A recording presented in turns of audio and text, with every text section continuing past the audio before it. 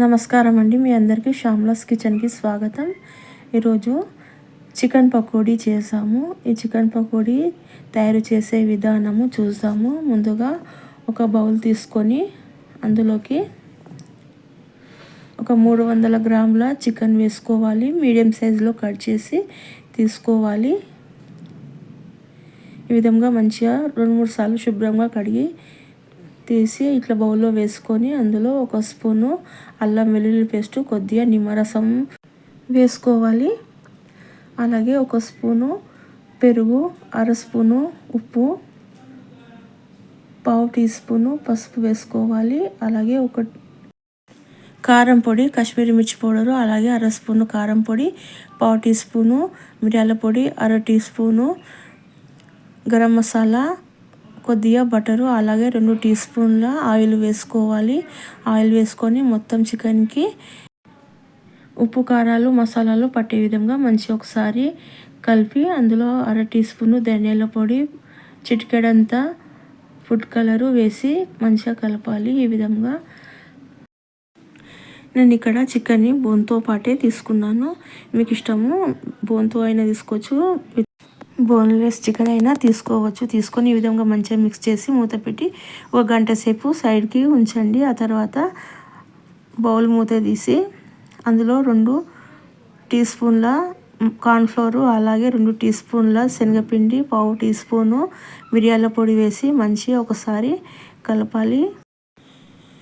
ఈ విధంగా చికెన్కి ఈ పిండి మంచిగా పట్టించి సైడ్కి ఉంచండి. ఇప్పుడు పొయ్యి పైన కడాయి ఉంచి కడాయిలో తగినంత ఆయిల్ వేసుకొని ఆయిల్ వేడెక్కిన తర్వాత ఒక్కొక్క చికెన్ పీస్ని నెమ్మదిగా వేసుకోవాలి. ఈ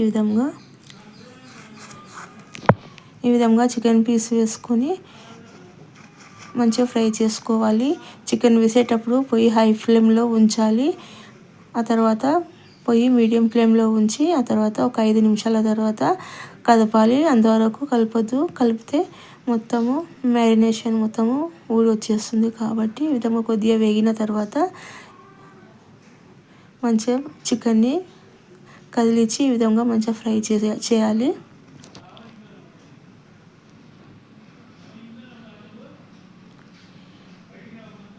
ఇప్పుడు చివరిగా పొయ్యిని కొద్దిగా హై ఫ్లేమ్లో ఉంచి చికెన్ని మంచిగా ఫ్రై చేయాలి.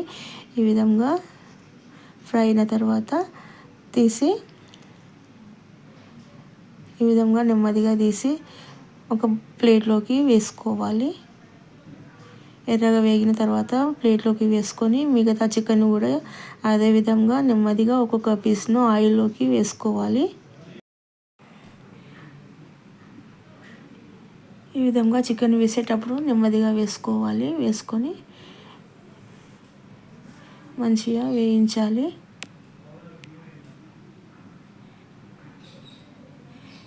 ఈ విధంగా మంచిగా వేగిన తర్వాత ఒక 2 పచ్చిమిరపకాయలు ఘాట్లు పెట్టి వేసుకొని వాటిని కూడా మంచిగా ఫ్రై అయ్యేంత వరకు వేయించుకొని చికెన్ని, మిరపకాయలను తీసి ఒక ప్లేట్లోకి వేసుకోవాలి. అంతే.